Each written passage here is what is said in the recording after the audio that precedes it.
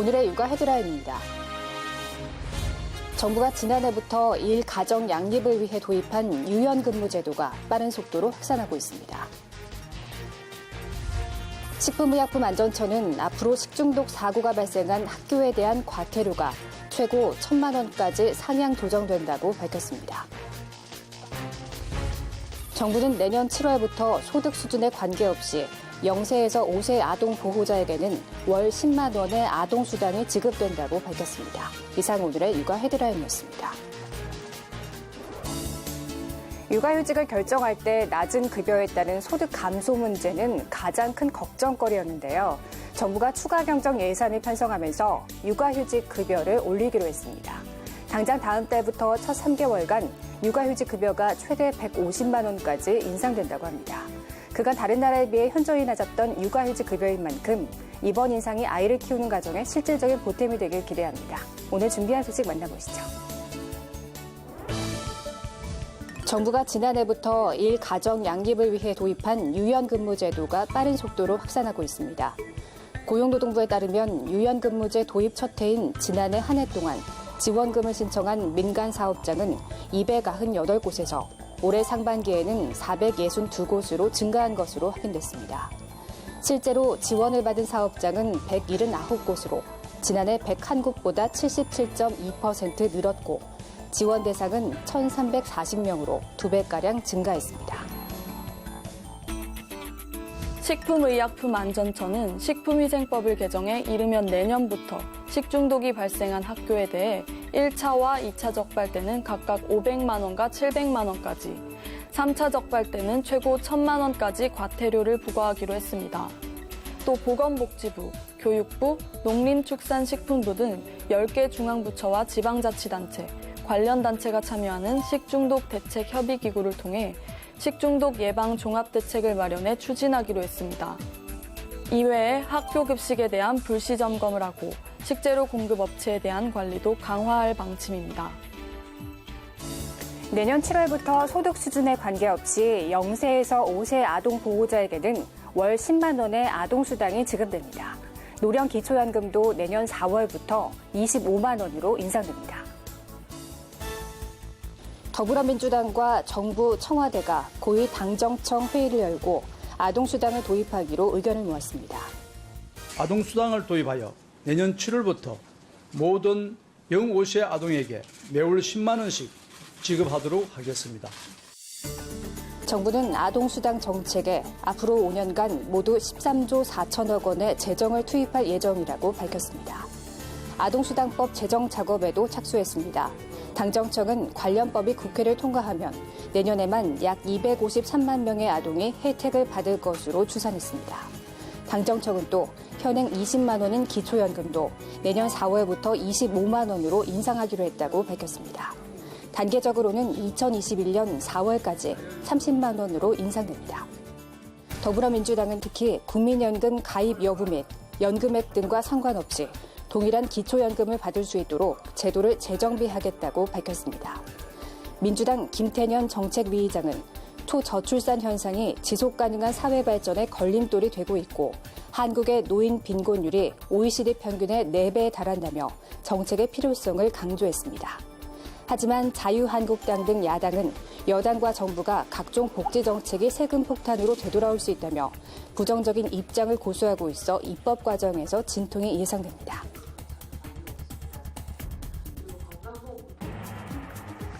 무더위에 시원한 음료 없이 야외 활동을 하기란 쉽지 않습니다. 이때 탄산음료를 비롯해 설탕 등 당류를 인위적으로 첨가한 형태의 가당음료를 많이 마시면 당 섭취량 증가로 건강에 문제가 생기기 쉽습니다. 가당음료를 통한 당 과잉 섭취는 특히 청소년에게 심각한 것으로 나타났습니다. 국내 만 12세에서 18세 청소년의 하루 평균 당 섭취량은 80g으로 다른 나이대에 비해 높았으며 이 중 가당음료를 포함한 가공식품을 통한 당 섭취량 57.5g은 세계보건기구 WHO의 기준을 넘은 수준입니다. 특히 탄산음료 섭취가 많았는데 국내 청소년 4명 중 1명은 일주일에 3번 이상 꾸준히 마셨습니다. 전문가들은 청소년기 당을 과다 섭취할 경우 비만과 대사증후군, 심혈관 질환 발생 위험이 커지는 것뿐 아니라 평생 습관으로 굳어지기 쉽다고 지적합니다. 청소년기에 가당음료를 많이 먹는 습관을 들임으로써 평생 식습관이 그렇게 고착이 돼서 성인기에 좀 더 심한 비만과 비만 관련 합병 질환의 발생이 증가하는 것이 또 하나의 문제가 되겠습니다. 가당음료는 많이 마셔도 포만감이 거의 없어 한순간에 많은 양의 당을 섭취하기 쉬운 만큼 청소년이 있는 가정에서는 가당음료 과다 섭취의 문제점을 잘 알려 과다 섭취를 막는 게 좋습니다. 휴가철이 막바지로 접어들고 있습니다. 올해도 해외여행 다녀온 분들 많으실 텐데요. 하지만 해외 곳곳에서 감염병이 유행하고 있어 귀국한 뒤에도 최소 2주는 몸 상태를 잘 살피셔야겠습니다. 공항을 가득 메운 사람들. 하루 20만 명을 넘어서는 등 공항 이용객 수는 또다시 역대 최대를 경신했습니다. 하지만 해외 곳곳에서 감염병이 유행하고 있어 여행객이 늘어난 만큼 감염병의 국내 유입 가능성이 커졌습니다. 인기 여행지인 동남아시아에서는 지카 바이러스와 댕기열이 유행하고 있는데 고열과 발진, 근육통이 뒤따르는 질병입니다. 특히 최근 필리핀에서는 마시는 물이 오염돼 600명 가까운 콜레라 의심 환자가 발생했습니다. 이미 필리핀을 찾은 한국인 4명이 콜레라에 걸린 채 입국해 치료를 받았습니다. 아프리카에서는 말라리아, 유럽은 홍역, 중국은 조류 인플루엔자, AI의 인체 감염이 기승을 부리고 있습니다. 특히 우간다와 코트디부아르를 다녀온 한국인 여행객 2명이 말라리아로 숨지기도 했습니다. 이 때문에 이들 감염병의 잠복기를 고려하면 귀국한 뒤에도 최소 2주 정도는 건강 상태를 잘 살펴야 합니다. 해외에서 모기에 물렸거나 발열, 발진 등의 증상이 나타나면 곧장 병원을 찾기에 앞서 질병관리본부 콜센터 1339로 연락하는 게 바람직합니다. 감염병 의심 신고로 접수돼 2차 감염을 막을 수 있기 때문입니다. 365일 24시간 전화뿐만 아니라 카카오톡을 통해 전문 상담을 받을 수 있습니다. 또 말라리아처럼 귀국 후에 예방약을 복용해야 하는 경우도 있어 여행지에 따른 행동 요령을 잘 알아놓는 게 좋습니다. 2년 전 전국을 떠들썩하게 한 워터파크 몰카 사건부터 최근 현직 판사의 지하철 몰카 범죄까지 장소도 수법도 다양화하는 몰카 범죄가 심각한 사회 문제로 떠오르면서 경찰 단속도 강화되는 추세입니다. 몰카 범죄는 몇 년 사이 급속히 늘어 2006년 500여 건에서 2015년에는 7천여 건에 이르렀습니다. 성폭력 범죄 유형 가운데 강제추행 다음으로 높은 비율을 차지했습니다. 몰카 범죄는 관련법에 의해 5년 이하의 징역이나 1,000만 원 이하 벌금에 처해질 수 있지만 처벌은 솜방망이에 그치고 있다는 지적입니다. 2011년부터 지난해까지 이뤄진 몰카 범죄에 대한 1심 선고 분석 결과 벌금과 집행유예는 80% 이상을 차지한 것으로 조사됐습니다. 대부분 초범이거나 반성하고 있다는 사정이 반영됐습니다. 이런 결과는 경찰과 검찰, 법원이 범죄의 심각성을 제대로 인식하지 못한 결과라는 목소리가 나옵니다. 가해자의 행위도 물론 봐야 되겠지만 피해자가 그 후에 겪는 정신적 고통을 생각해서 형벌이 좀 올라가야 된다는 게 현재 국회에는 상습범의 처벌을 강화하거나 공중이 밀집한 장소에서 몰카 촬영을 한 경우 가중 처벌하도록 하는 내용 등의 성폭력 범죄 처벌 특례법 일부 개정안이 발의된 상태입니다. 아기 엄마들이 한자리에 모였습니다. 서울시에 찾아가는 아기 건강 첫걸음 사업을 이용한 경험이 있는 산모들로 서로의 경험과 양육 정보를 공유했습니다. 또 전문가 상담 코너 등을 통해 아이의 발달 상태를 알아볼 수 있는 자리도 마련됐습니다. 아기 건강 첫걸음 사업은 전문 간호사가 임산부나 만 2세 이하의 영유아 가정을 직접 방문해 육아 서비스 등을 지원하는데 쉽고 정확한 육아 정보를 얻을 수 있어 산모들 사이에서 호평을 얻고 있습니다. 저는 조리원을 안 가가지고 얘를 진짜 신생아 때부터 혼자 봤었는데 뭐 기저귀 가는 거나 모유 수유하는 거나 이런 거 모르는 거 있을 때 일단 물어볼 수 있는 사람이 있다는 거에 대해서 되게 든든했어요. 육아 정보뿐 아니라 산후 우울증 등 산모들의 건강 상담도 받을 수 있습니다. 선생님이 오셔서 이것저것 정보도 많이 주시고 동네 친구들도 만들어 주셔서 아기 엄마들이랑 이제 모임도 갖게 되고 정보도 공유하게 됐어요. 2013년 강동 강북 동작 3개구에서 시범 사업으로 시작한 아기 건강 첫걸음 사업은 올해 20개구로 퍼졌습니다. 최근 5년간 이용한 가구는 모두 2만 5천 가구에 이르며 참여자를 대상으로 만족도를 조사한 결과 10점 만점에 9점대의 높은 만족도를 보였습니다. 지난 8월 19일부터 양일간 제8회 코리아 종이접기 컨벤션이 성황리에 개최됐습니다. 사단법인 한국종이접기협회가 주최한 이번 행사에는 종이접기의 지속적인 발전과 관심을 이끌어 나가기 위해 매년 8월에 연례 행사로 진행되고 있습니다.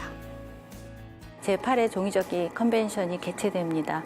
종이접기 컨벤션은 국내외에서 종이접기를 좋아하는 작가와 또 애호가들이 모여서 이틀 동안 종이접기를 배우고 또 본인이 강사가 돼서 가르치고 또 본인이 접은 좋은 작품들, 좋아하는 작품들을 전시하는 행사입니다.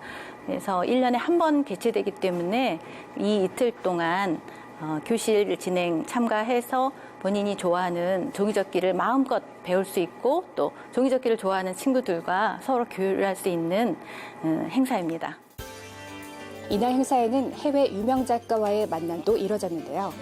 일본의 유명 작가인 마에가와 준이 본인의 삶에서 종이접기가 차지하는 의미 등을 소개하며 컨벤션 참가자들과 소통의 시간을 가졌습니다. 이번 종이접기 컨벤션에는 초등학생부터 일반인까지 다양한 연령대의 참가자들의 작품 300여 점이 전시되는데요. 종이 한 장을 재료로 접어서 표현했다기에는 믿기지 않을 만큼 섬세하고 정교한 작품들이 즐비해 보는 눈길을 끌었습니다. 종이접기는 소근육 발달과 창의력 향상, 인성 발달에도 도움이 된다고 하는데요. 그래서인지 가족 단위의 참가자들이 많았습니다. 평소 아이가 좋아하는 종이접기에 대해서 실제 이렇게 많은 작품과 또 체험을 할 수 있는 좋은 기회가 있어서 같이 와서 참가하게 돼서 정말 기쁩니다. 종이접기 하면 어떤 때가 가장 좋아요? 작품을 다 완성했을 때. 사람의 손끝에서 피어나는 놀라운 종이접기 작품, 잠시 감상해 보시죠.